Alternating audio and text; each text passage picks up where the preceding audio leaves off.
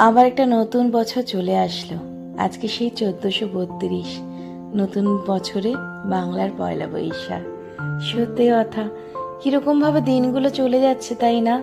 চোখের পলক ফেলতে না ফেলতে নতুন একটা করে বছর চলে আসছে। কিন্তু এখন না মনে পড়ে সে পুরনো দিনের পয়লা বৈশাখ। সকালে উঠে তাড়াতাড়ি স্নান করে নতুন জামা কাপড় পরে মা বাবার সাথে বা ঠাকুমার সাথে বেরিয়ে যেত মিষ্টি আনতে। মিষ্টি কিন্তু তখন প্রায় সাদা ধরনেরই হতো। এখন কিন্তু পয়লা বৈশাখে মিষ্টিরও দেখো আকার চেঞ্জ হয়েছে, রং বেরঙের হয়েছে। কিন্তু একটা কথা যে আমরা বাঙালি, আমাদের সব কিছু চেঞ্জ হলেও আমাদের কিন্তু বাইরেটা হয়তো আলাদা হতেই পারে, কিন্তু ভেতরটা কিন্তু আমাদের একই রকম আছে। এই জন্য দেখো, মিষ্টির আকার রং পরিবর্তন হলেও মিষ্টি কিন্তু মিষ্টি, সেটা পয়লা বৈশাখ হোক আর বিজয়া।